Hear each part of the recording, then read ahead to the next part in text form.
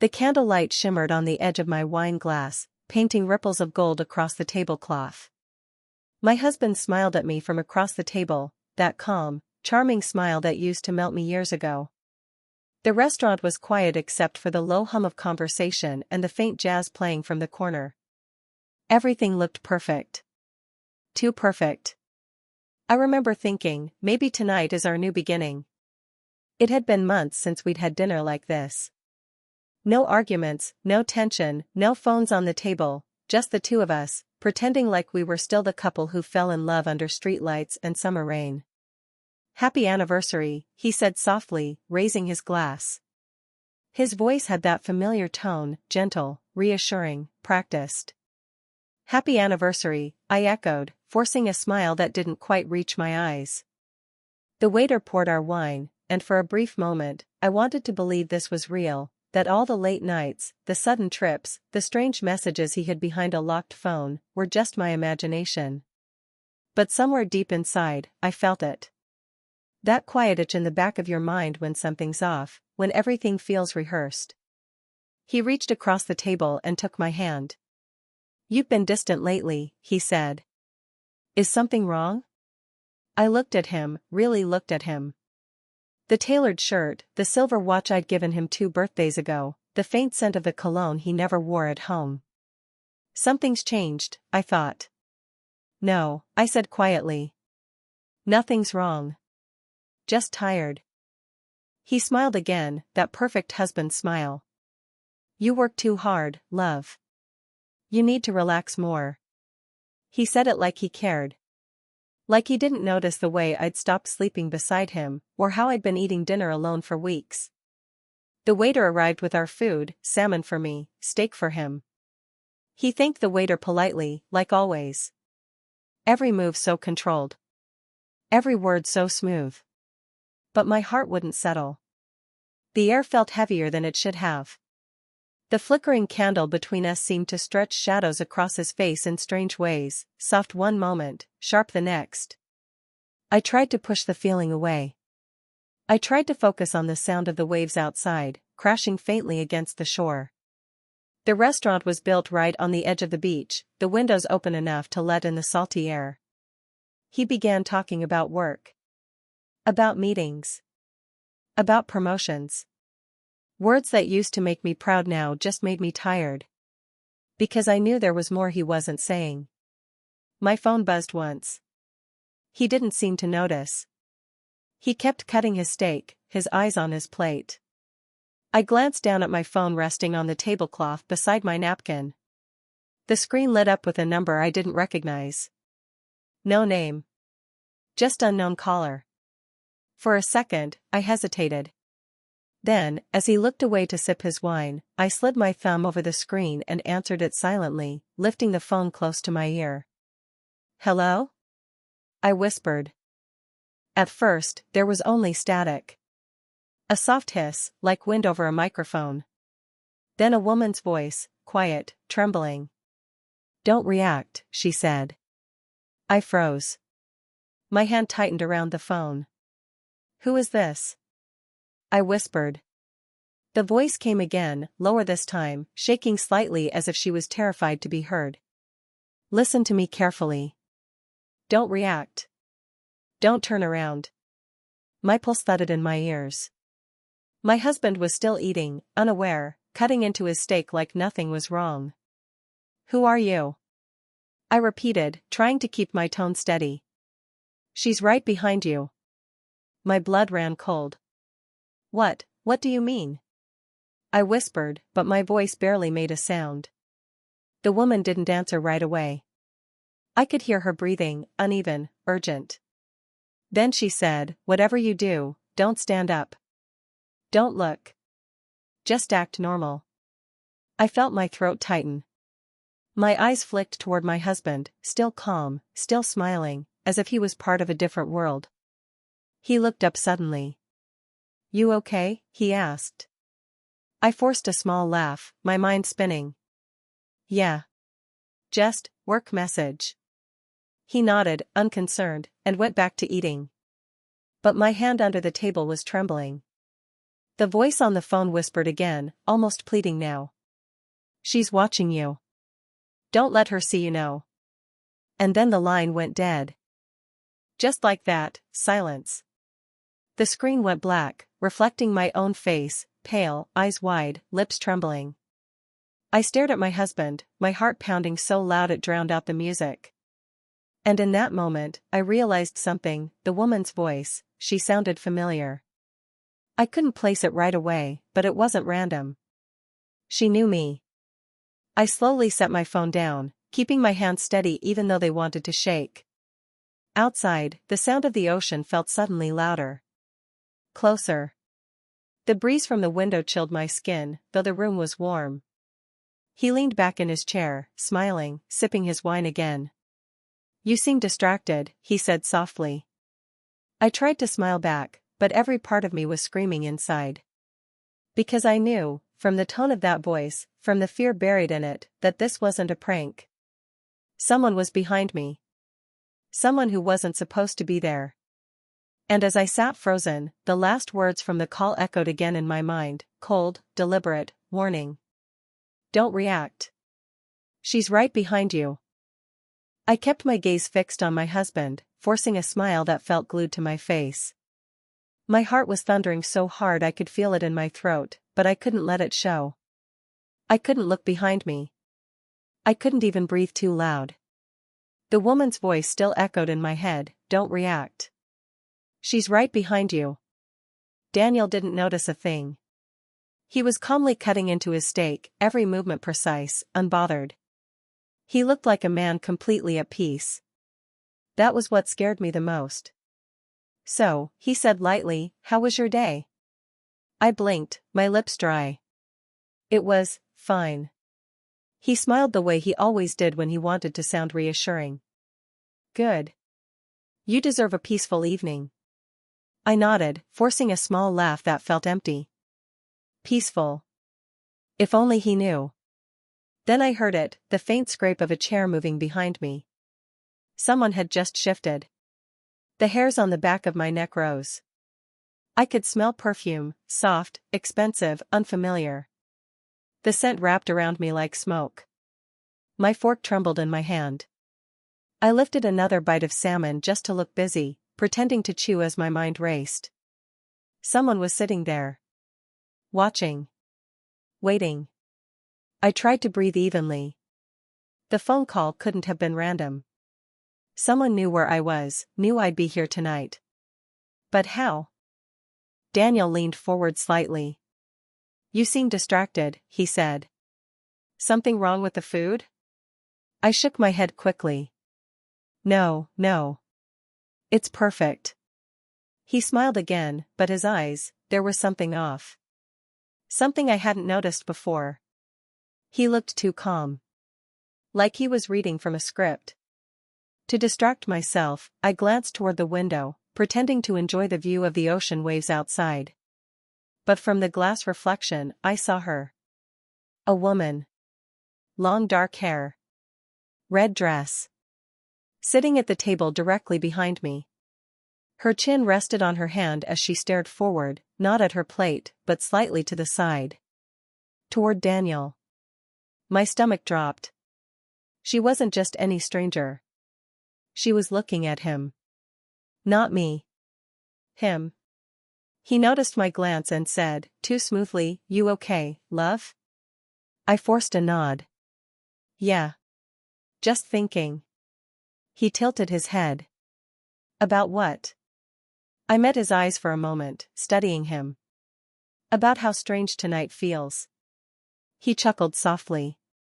You always overthink. Just enjoy the evening. I wanted to scream at him, I can't enjoy it when someone behind me is watching us like a ghost. But I said nothing. I took a sip of wine, my hand trembling slightly. The woman in the red dress lifted her own glass around the same time. Her movements mirrored mine. It wasn't coincidence. It felt like choreography. I stared into the reflection again, trying to catch any detail. Her lips curved upward, not a full smile, but something knowing. Then, as Daniel reached for his napkin, he glanced, just for a second, in her direction. A quick flicker of recognition in his eyes. Subtle. Controlled. But it was enough. He knew her. My chest tightened. I looked back down at my plate, heart hammering. The voice on the phone, the warning, don't react. Don't turn around. Now it made sense. The caller hadn't been warning me about a stranger. She'd been warning me about someone connected. I forced myself to breathe. You really went all out tonight, I said softly. Everything's perfect. He smiled, that calm rehearsed smile. I wanted to make it special. Because you love me?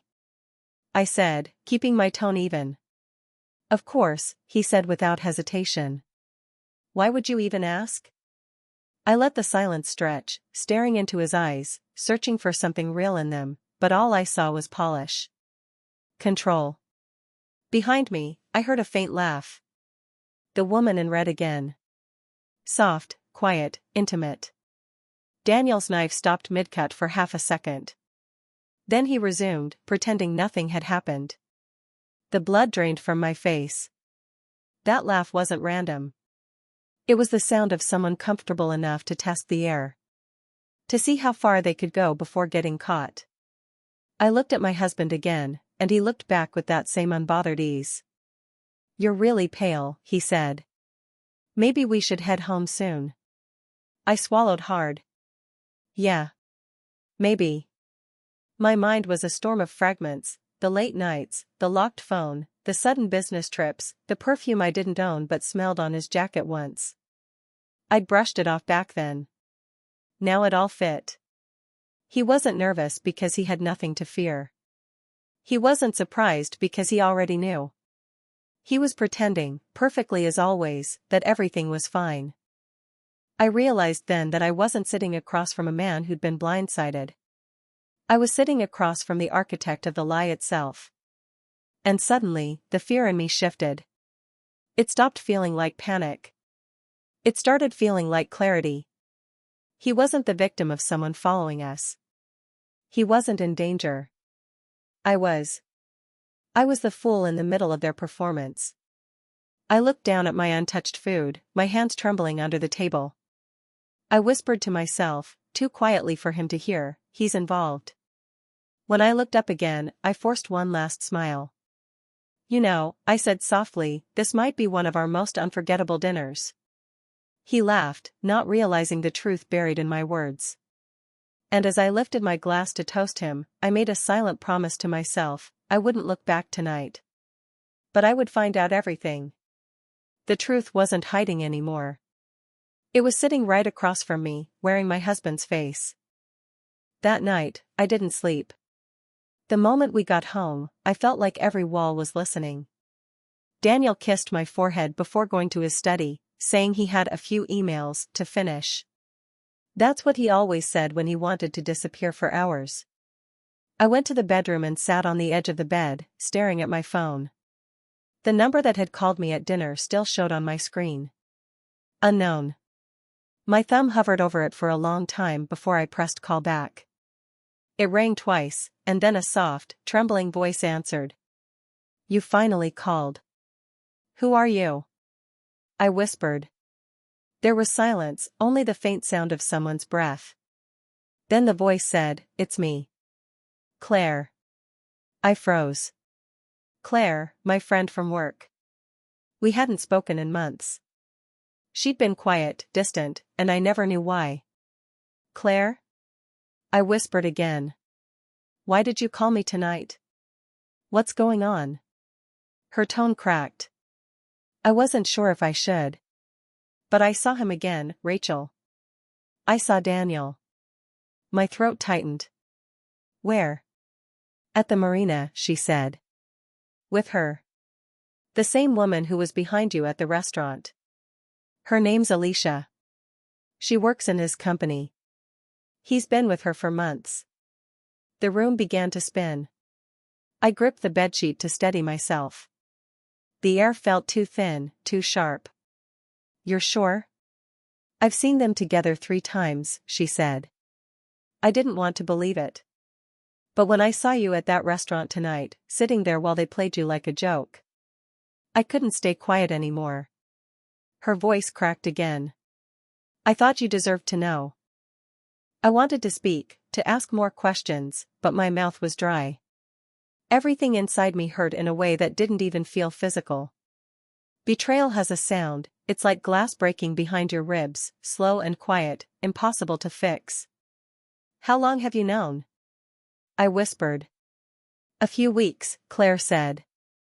I didn't know how to tell you. I thought maybe you already knew. Before I could respond, the line suddenly went dead. Just silence. I stared at the phone screen, my reflection flickering on the black glass, and then I heard footsteps in the hallway. Daniel was coming. I quickly wiped my face, shoved the phone under a pillow, and took a deep breath just as the door opened. He stood there, smiling faintly, holding a glass of wine. Still awake? Yeah, I said quietly. He walked over, setting the glass on the nightstand. You've been quiet all night. Something bothering you?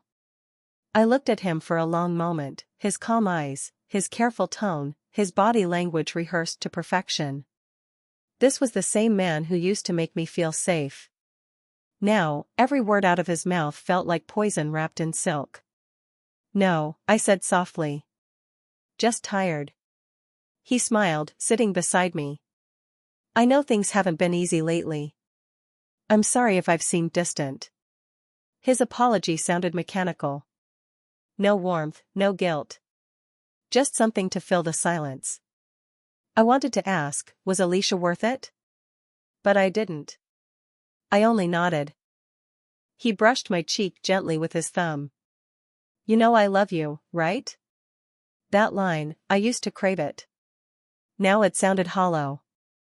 Yeah, I said quietly. I know.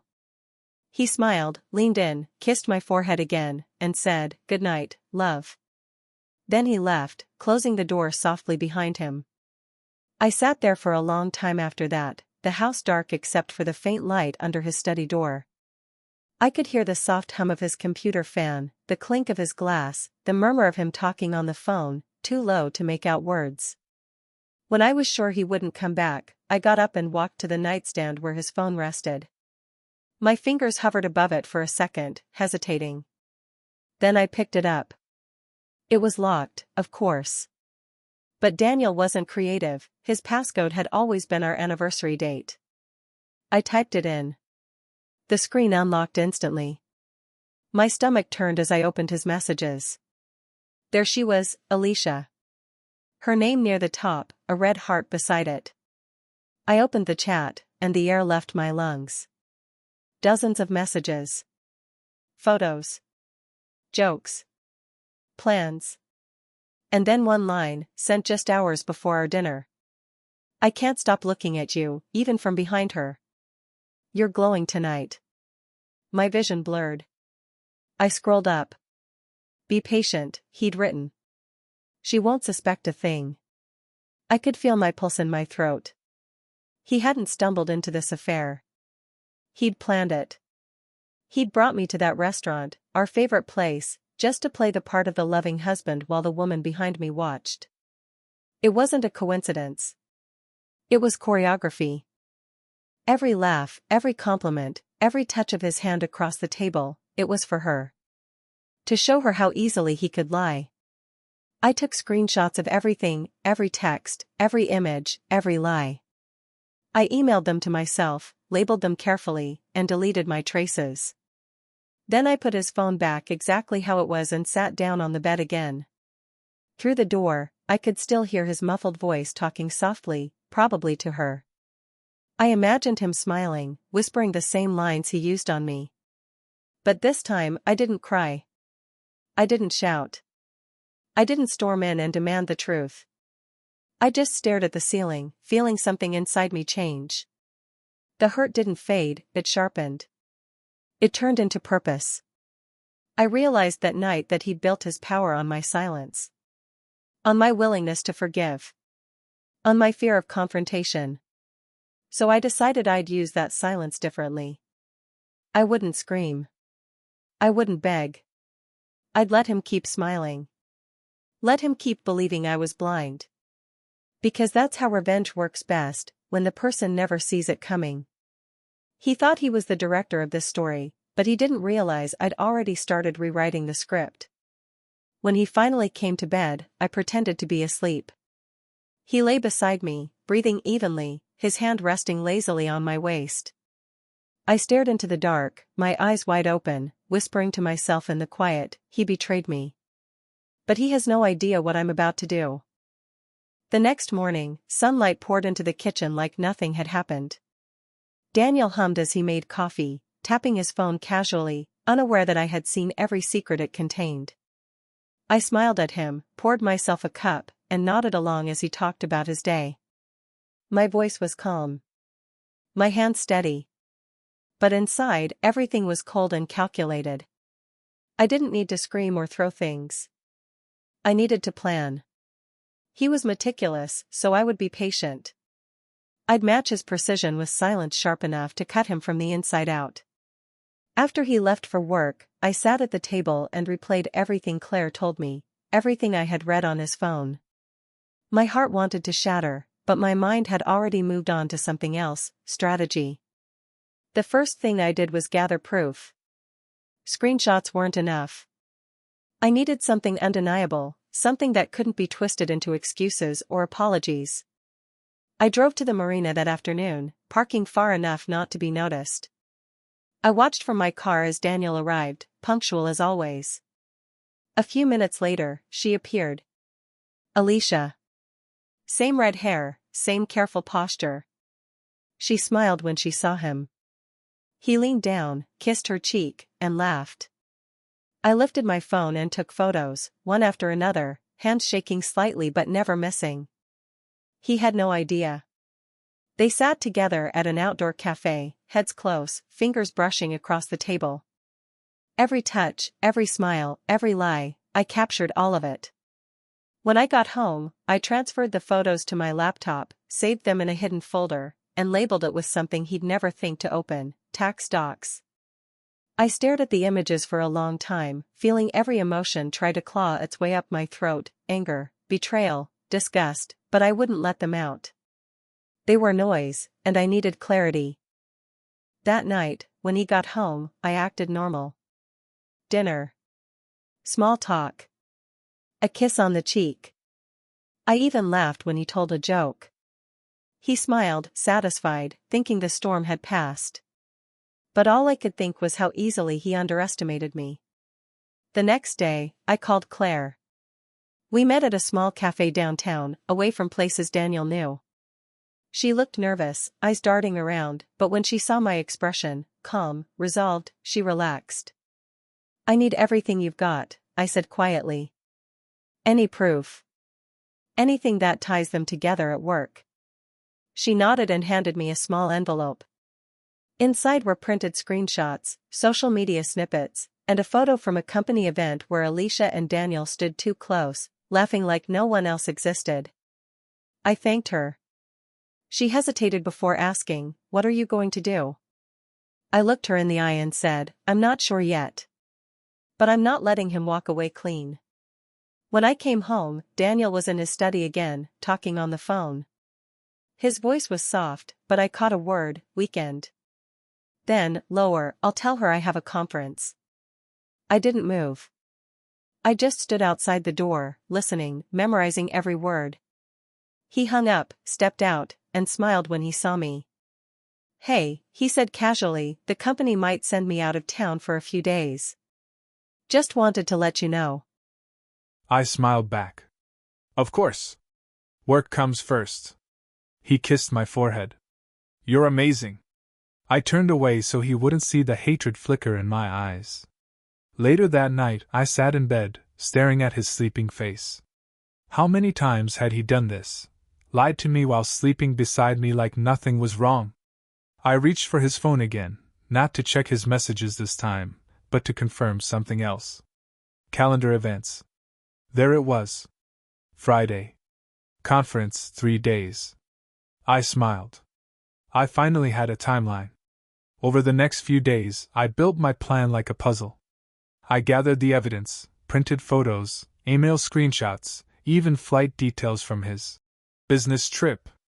Then I contacted someone who could help me make it public, a private investigator who specialized in corporate misconduct. I told him exactly what I needed: verification and documentation. Legal. Clean. No confrontation. He agreed, promising discretion. Within days, I had everything: dates, times, photos, even statements from people who had seen them together.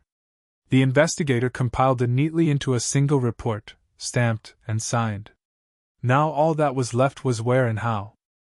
Daniel loved public admiration. He lived for attention, the perfect husband, the respected executive, the man everyone wanted to be. So that's where I'd break him. Not through yelling. Not through tears.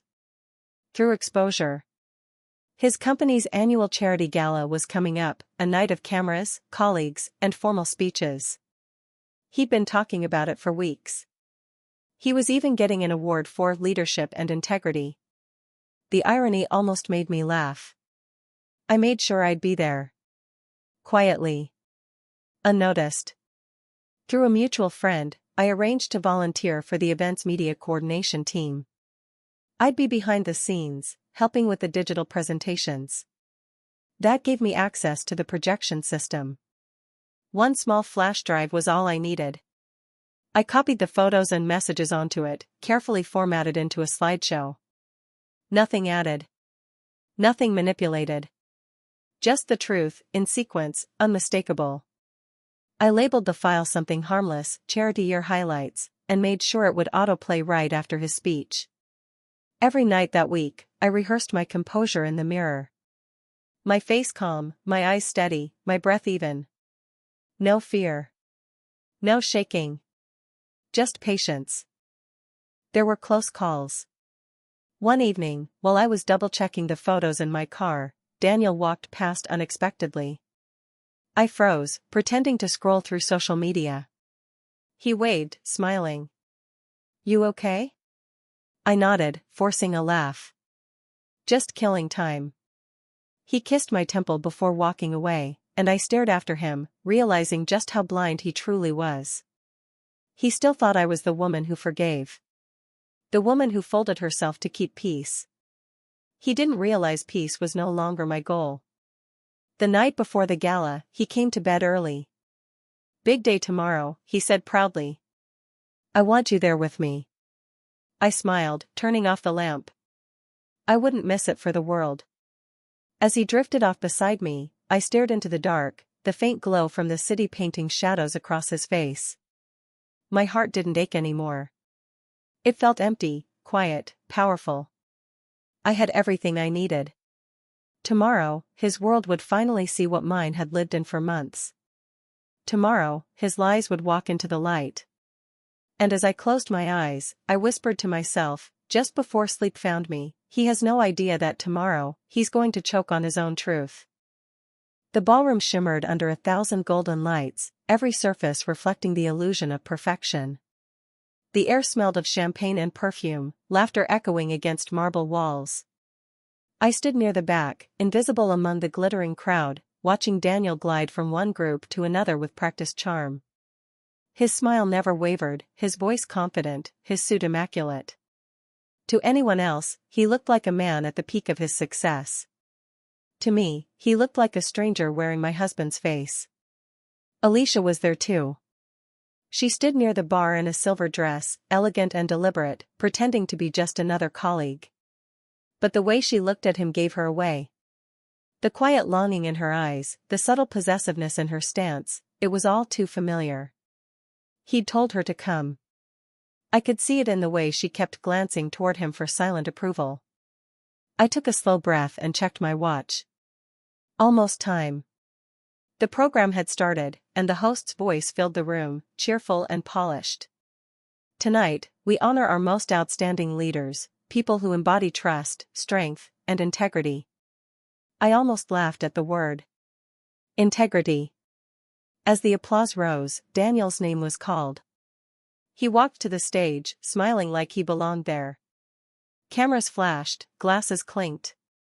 The host shook his hand and handed him a crystal plaque engraved with his name. My husband, the man of honor. He stepped up to the microphone, his tone warm and confident. Thank you, he began. It's truly an honor to receive this recognition. Leadership isn't about power, it's about trust. And I'm lucky to be surrounded by people who trust me every day, my colleagues, my friends, my family. He looked right at me when he said it, his eyes soft, practiced, deceitful. I smiled faintly, the way one does when a lie is told so convincingly it almost sounds beautiful. He continued, speaking about teamwork, about loyalty, about commitment. The crowd nodded along, mesmerized by the performance. And then, right on cue, the projector behind him flickered. At first, it showed the company logo. Then, slowly, the screen changed. A photo appeared. Daniel at the marina, his arm around Alicia. Laughter on both their faces. He froze mid-sentence. The audience murmured. Another photo replaced it, him and Alicia at a hotel lobby, holding hands. Then another, a screenshot of his message, be patient. She won't suspect a thing. The whispers grew louder. Someone gasped. Cameras turned toward the screen. Daniel blinked, panic flashing across his face. There seems to be a technical issue, his voice cracked. But the slideshow continued mercilessly. Texts, photos, timestamps, every secret he'd buried now played across the screen for everyone to see. The host tried to intervene, fumbling with the laptop, but it was too late. The truth was alive now, unstoppable. The crowd's murmurs turned to whispers, then to silence. Alicia's face turned white. She took a step back, eyes darting toward the exit. Daniel's jaw clenched as he turned toward me, scanning the crowd until he found me standing near the back. For the first time in months, I met his gaze without fear. He walked off the stage, moving fast, his voice low and sharp. What did you do? I tilted my head slightly. I didn't do anything, I said calmly. The truth did. He looked around, desperate, humiliated, his hands trembling. You think this makes you better than me? You've ruined everything. I took a small step closer, keeping my voice low but steady. No, Daniel. You ruined everything. I just stopped pretending not to notice. His face twisted, and for a moment I saw the mask slip, anger, fear, and something else. Regret. But it came too late. The audience was already watching, whispering, recording. Alicia moved toward him, whispering, "We should go." Her voice was trembling. He looked at her like she was poison. Don't, he hissed. Don't talk to me right now. She turned and left quickly, her heels clicking against the marble, the crowd parting around her. I stood still, my heartbeat calm, almost serene.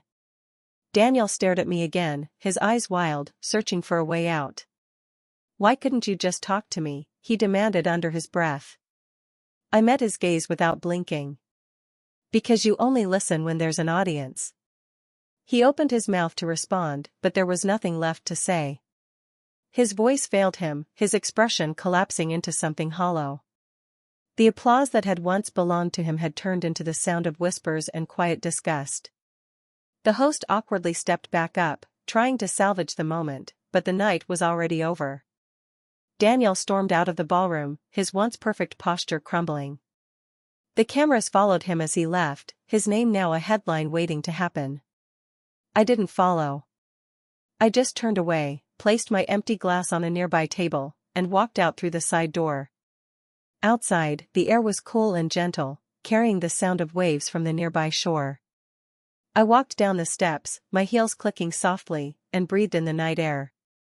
For the first time in a long while, it felt clean. The city lights shimmered across the water, reflections breaking with every ripple, like shattered glass that still managed to look beautiful. I stood there, watching, letting the quiet fill me. Claire appeared beside me a few minutes later. She didn't say anything. She didn't need to. I finally exhaled, my body relaxing for the first time in months. The pain hadn't disappeared, but something inside me had shifted. It wasn't anger anymore. It was peace, heavy, calm, earned. Behind us, the noise from the ballroom faded. The music stopped. The lights dimmed.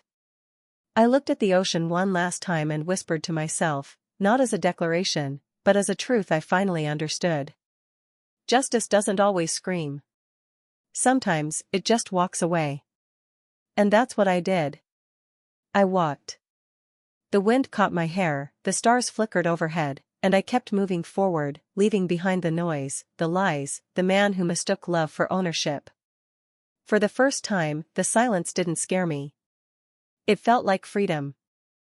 It's been half a year since that night, and yet sometimes I still hear the soft echo of that applause turning into whispers.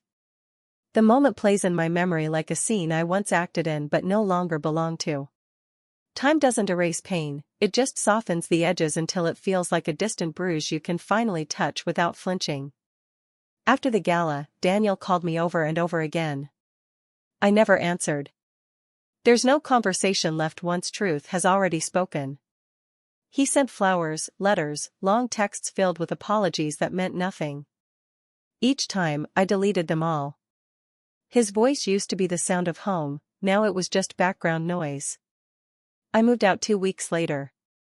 The house was too full of ghosts, empty laughter, fake smiles, perfume that wasn't mine. I packed my things in silence, left the keys on the counter, and didn't look back. I found a small apartment near the sea, the kind with peeling paint and sunlight that spills across the floor in the morning. It wasn't much, but it was mine. The first night I slept there, I didn't dream about him. I just slept. Deep, undisturbed, like the world had finally stopped holding its breath. The city feels different now. I walk without hurrying, eat dinner alone without sadness, listen to music without anyone talking over it. Sometimes, when I pass by the old restaurant where everything started, I stop for a second outside. The window still glows the same soft gold. Couples laugh inside, unaware of the ghosts sitting at those tables. I don't feel anger anymore when I see them. Just quiet recognition, they're still in their story, and I've finally finished mine. Claire visits sometimes. We drink coffee on the balcony, watching the waves. She tells me she's proud of me, that most people would have crumbled. I tell her I did crumble, just quietly, and then I learned how to build myself again. Healing isn't dramatic, it's ordinary. It's the slow return of appetite, the ability to laugh at something small, the moment you realize you haven't thought about the person who broke you all day. Daniel lost his job after that night. Word spread fast, and he vanished from the city within weeks. A mutual friend said he tried starting over somewhere else, but I never cared to know where. I didn't need to follow the aftermath. I wasn't his audience anymore. The story had already ended for me the moment I walked out of that ballroom. His downfall wasn't my victory, it was just the closing scene. I started painting again, the kind of messy, unplanned art that doesn't try to impress anyone. My walls are covered in colors now, streaks of blue and gold that remind me of water and sunlight. Each painting is a reminder that something broken can still be beautiful when you stop trying to hide the cracks. Sometimes I still replay it all in my mind, the candlelight, the phone call, the voice that whispered don't react. And I think about how fear turned into clarity, how silence became my weapon, how calmness became my rebellion. I didn't destroy him with rage. I ended him with truth. There's a difference. Now, when people ask if I've forgiven him, I always smile a little. Forgiveness isn't about letting someone back in. It's about letting yourself move forward without dragging their shadow along. I don't hate him anymore. I don't miss him either. I just don't carry him. That's freedom. Every morning, I open the window and let the sea breeze in. It smells like salt and second chances. I make coffee, play soft music, and let the sunlight fall across my hands. That's my ritual now. A quiet kind of peace. No noise. No pretending. One evening, as the sky burned orange over the water, Claire asked me, "Do you ever think about what you'd say if you saw him again?" I thought for a moment, then shook my head. No. Because there's nothing left to say. She smiled. You've changed. I looked out at the horizon, the waves folding gently over themselves, endless and calm. No, I said softly. I just stopped fighting for the wrong things. We sat there in silence, watching the day fade into night. I realized then that peace isn't loud. It doesn't announce itself. It arrives quietly, like the tide returning to shore. Later that night, I wrote something in my journal. Just one line: she stopped chasing closure when she realized silence was its own kind of answer. And as I closed the book, I felt something deep and steady inside me. Not triumph. Not pride. Just stillness. The world outside was dark and full of stars. The sea murmured in the distance, steady and endless. I stood by the window, watching my reflection fade into the night, and whispered to myself, not as a lesson, not as a warning, but as a truth finally understood. Sometimes silence is the loudest revenge.